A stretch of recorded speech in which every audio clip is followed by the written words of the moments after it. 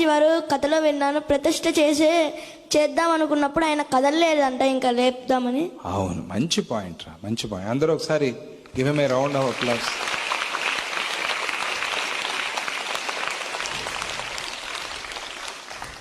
జీవిత చరిత్రలో ఒక ఘట్టం వచ్చింది. మీరందరూ లైఫ్ హిస్టరీ చదివారా? చదవాలి మీరంతా, బాగా చదవటం అలవాటు చేసుకోవాలి. ఏం నాయనా అమ్మా, మీరంతా బాగా చదవాలి.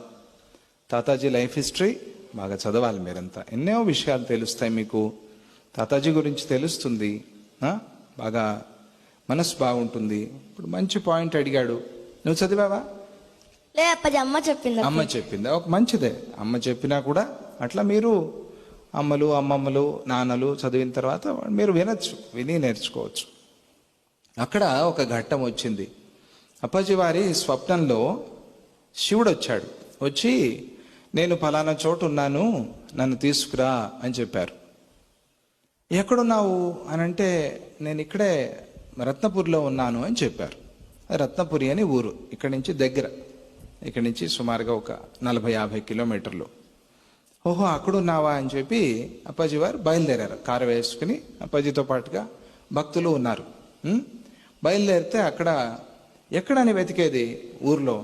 ఊర్లో అని తెలుసు, ఎక్కడున్నారు అంటే ఫలానా పొలంలో ఉన్నాను అని అనిపించింది. వెళ్తే అక్కడ ఆ పొలం ఎవరిదో తెలిసినా? ఎవరిదా పొలం? తెలియదు. అప్పాజీ వారి తాతగారు. తాతగారు అంటే ఎవరు? లింగన్నయ్య గారు. లింగన్నయ్య గారే అక్కడ వ్యవసాయం చేస్తున్నారు. చూడండి ఎంత విశేషం. అక్కడ లింగన్నయ్య గారు వ్యవసాయం చేస్తున్నారు. ఇక్కడ శివుడు ఉన్నట్ట నాకు కలలో వచ్చి చెప్పారు, ఆ శివుడిని నేను తీసుకువెళ్తాను అన్నారు. అంటే ఓ దాంట్లో ఏమంది చూసుకోండి అన్నారు. పొలం అంతా వెతికారు. వెతికితే ఒక చోట శివుడు అక్కడ ఉన్నారు. ఉంటే ఆ మన్నంతా తోడారు. తోడితే లోపల ఆ శివుడి విగ్రహం ఉంది. అప్పుడు ఆ శివుడి విగ్రహం తీయాలి కదా లోపల నుంచి. శివుడి విగ్రహం అంటే శివలింగం లోపల ఉంది, దాన్ని ఎత్తాలి కదా. ఎత్తితే రాడు ఆయన, ఎంత ఎత్తినా కూడా లోపల నుంచి రావటంలా. అప్పుడు అప్పాజీ వారు ఈశపతీశ జగన్నివాస జగదుద్ధార నమః శివాయ, తెలుసు కదా ఈ భజన మీకంతా. ఈ భజన అప్పుడు పాడారు. పాడితే పక్కనే చౌడయ్య గారు అని చాలా పెద్ద వైలిన్ విద్వాంసులు, ఆయన కూడా వైలిన్ వాయించారు. అప్పటి వరకు కదలని స్వామి అప్పుడు కదిలారు. అప్పుడు ఎత్తితే సులభంగా వచ్చారు ఆయన. వస్తే ఆయన్ని ఒక ఎడ్ల బండిలో పెట్టుకుని అక్కడి నుంచి ఇక్కడికి తీసుకొచ్చారు. తీసుకొచ్చి ఆయన ఇక్కడ ప్రతిష్ఠ చేశారు. ఎందుకు ప్రతిష్ఠ చేశారు అంటే, ఇదిగో ఇట్లా విద్యార్థులు మీరందరూ కూడా బాగా చదువుకోవాలి, మీ అందరి ఆరోగ్యం బాగుండాలి అని సచ్చిదానందేశ్వర స్వామిని ఇక్కడ ప్రతిష్ఠ చేశారు. ఆయనే మొదటి ప్రతిష్ఠ. మన ఆశ్రమ హిస్టరీలో, దత్తపీఠం చరిత్రలో మొదటి ప్రతిష్ఠ ఎవరిది? సచ్చిదానందేశ్వర స్వామి. ఆయనకేం పేరు పెట్టాలి అని ఆలోచన చేస్తే అప్పుడు సచ్చిదానందేశ్వర అని పేరు వచ్చింది అప్పాజీ వారి మనస్సులో. అందుకని ఆయనకి సచ్చిదానందేశ్వర అని పేరు పెట్టారు. సచ్చిదానందేశ్వర శివుడు. మనం శివరాత్రికి వెళ్ళి స్వామికి అభిషేకం చేసుకుంటాం కదా, ఆయన్ని అక్కడ స్థాపన చేశారు. ఆయనే మొదటి విగ్రహ ప్రతిష్ఠ మన దత్తపీఠ చరిత్రలో. మీరంతా తెలుసుకోవాలి, అదే మొదటిది. తర్వాత మిగతావన్నీ కూడా వచ్చాయి. అది సచ్చిదానందేశ్వర స్వామి. ఆయన ఎందుకు పెట్టారు ఇక్కడ అని అంటే, మనము భగవంతుడు అన్ని చోట్ల ఉన్నాడు. భగవంతుడు ఎక్కడున్నాడు చెప్పండి? ఎక్కడున్నాడు భగవంతుడు? అన్ని చోట్ల అంటే ఎవరో చెప్పింది, వెరీ గుడ్, పర్వాలేదు. స్పోర్ట్స్ మంచి విషయం కూడా తెలుసు, స్పిరిచువల్ కూడా ఉన్నాడు వీడు. స్పోర్ట్స్ అండ్ స్పిరిచువల్ అది మర్చిపోకూడదు మనం ఎప్పుడు. అన్ని చోట్ల ఇట్లా చూపిస్తాం, ఇక్కడ మర్చిపోతాం మనం. అన్ని చోట్ల ఇట్లా చూపించాలి. ఇక్కడ కూడా ఉన్నాడు భగవంతుడు. ఎక్కడున్నాడు భగవంతుడు? ఇక్కడ ఉన్నాడు. అంతటా ఉన్నాడు భగవంతుడు, ఇక్కడ ఉన్నాడు.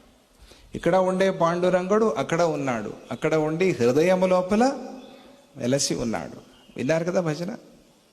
ఆ భగవంతుడు మన మనస్సులో ఉన్నాడు. హృదయేషే అర్జున తిష్టతి, భగవద్గీతలో విన్నారా? ఎక్కడున్నాడు? హృదయం లోపల ఉన్నాడు. ఆయన మనం చూడలేం. ఒక రాక్షసుడు, మామూలుగా రాక్షసుల కథలే కదా మనం వినేది. ఒక రాక్షసుడు శివుడు ఉండకూడదు ఈ లోకంలో అనుకున్నాడు. తానే శివుడైపోవాలని, శివుడి కన్నా గొప్పవాడైపోవాలని, శివుడే ఉండకూడదు ఈ లోకంలో అని శివుడిని మింగేసేయాలని చూశాడు. శివుడు లేకుండా చేసేసేయాలని చూశాడు. చూస్తే పార్వతీ అమ్మవారు వెళ్ళి, ఏమండి ఈ రాక్షసుడు ఇట్లా అడుగుతున్నాడు, వరం తీసుకుని ఆ వరంతోనే మిమ్మల్ని సంహారం చేయాలని ఉన్నాడు, మీరు ఎట్లయినా తప్పించుకోండి. భార్య కదా అడిగింది. అడిగితే అలాగే నేను నా సంగతి నేను చూసుకుంటాను, నా రక్షణ, how to protect my self నాకు బాగా తెలుసు అని శివుడు చెప్పి మాయమైపోయాడు. ఎక్కడికి వెళ్ళాడో ఎవరికి తెలియదు. ఈ రాక్షసుడు అంతటా వెతుకుతున్నాడు, ఎక్కడా శివుడు కనిపించలా. అక్కడికి వెళ్ళాడు, ఇక్కడికి వెళ్ళాడు, కైలాసం, వైకుంఠం, బ్రహ్మలోకం, ఇంద్రలోకం, అన్ని లోకాలు, పాతాళం, భూలోకం, అన్ని లోకాలు వెళ్ళాడు, ఎక్కడా శివుడు కనిపించలా. కోపం వచ్చింది. అసలు శివుడు లేనే లేడు అన్నాడు. అంటే లేదు, శివుడు ఉన్నాడు అని మిగతా దేవతలు అందరూ వచ్చి చెప్పారు. ఉంటే నాకు కనిపించాలి కదా, నా ఎదురుగా రావాలి కదా, నువ్వు గట్టిగా పిలువు, వస్తాడు శివుడు.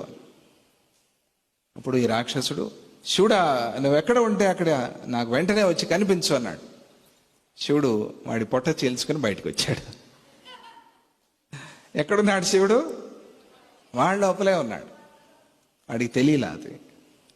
అలాగే భగవంతుడు అంతటా ఉన్నాడు అని చెప్తాం మనం, మనలో కూడా ఉన్నాడు భగవంతుడు. ఆ మనలో ఉండే భగవంతుడిని మనం చూస్తున్నామా? ఎవరా చూస్తున్నామా? చూడగలుగుతున్నామా? లేదు. చూడాలి. కానీ చూడాలంటే మనం బయట ఒక మూర్తి పెట్టుకుని పూజ చేయాలి. బయట మూర్తిని పూజ చేసి ఆ మూర్తినే లోపల చూసుకోవాలి. మీరు అభిషేకం చేస్తున్నారు కదా, చేసిన తర్వాత ఆ మూర్తి మీద మీ మనస్సు నిలుస్తుంది, కాన్సన్ట్రేషన్ అనేది వస్తుందా రాదా? మీకు ఒక దాని మీద అట్లా మనస్సు పెట్టి చూసినప్పుడు కాన్సన్ట్రేషన్ వస్తుంది. వచ్చినప్పుడు ఆ మూర్తిని మీరు మనసులో నిలుపుకోవాలి. అది అందుకనే మీరు తప్పనిసరిగా మీ ఇంట్లో పూజాగది ఉందా? ఉంటుంది కదా, మీ ఇంట్లో పూజాగది ఉంటుంది, అందరి ఇళ్లలో పూజాగది ఉంటుంది. ఒకవేళ పూజాగది లేకపోయినా కూడా మీ అమ్మ నాన్న వంటింట్లో ఫోటో పెట్టి ఉంటారు కదా, పెట్టారా పెట్టలేదా? ఫోటోలు ఉన్నాయి కదా మీ ఇంట్లో. అప్పాజీ ఫోటో ఉంది, గణపతి ఫోటో ఉంటుంది, అమ్మవారి ఫోటో ఉంటుంది, ఉన్నాయి కదా. మీరు ప్రతిరోజు స్నానం చేయండి. చేయంగానే మీరు పరిగెత్తుతారు స్కూల్కి, బ్యాగ్ వేసుకుని పరిగెత్తుతారు. అమ్మ దోశ, అమ్మ చపాతీ అనుకుంటూ తినేసి పారిపోతారు. అలా చేయకండి. ఒక 10 నిమిషాలు ముందే తయారు కండి. అవుతారా? ఒక 10 నిమిషాల ముందే తయారయ్యి ఆ 10 నిమిషాలు పూజాగది ఉంటే పూజాగదిలో కూర్చోండి. లేదు ఆ వంటింట్లో చిత్రపటం ఉంటే ఫోటో ముందు కూర్చోండి, తాతాజీ ఫోటో ముందు కూర్చోండి, గణపతి ఫోటో ముందు కూర్చోండి, దక్షిణామూర్తి ఫోటో ముందు కూర్చోండి. విద్యార్థులందరూ కూడా దక్షిణామూర్తి స్మరణ చేసుకోండి, హయగ్రీవ స్వామి స్మరణ చేసుకోండి. ఆ భగవంతుడిని మనం అక్కడ విగ్రహాల్లో చూసుకుని, ఆ మూర్తిలో, ఆ ఫోటోలో చూసుకుని మనస్సులో నిలుపుకునేందుకోసం మనకి మన దత్త అడిగినట్టుగా ఇక్కడ సచ్చిదానందేశ్వర స్వామిని అప్పాజీ వారు ప్రతిష్ఠ చేశారు. జై గురుదత్త.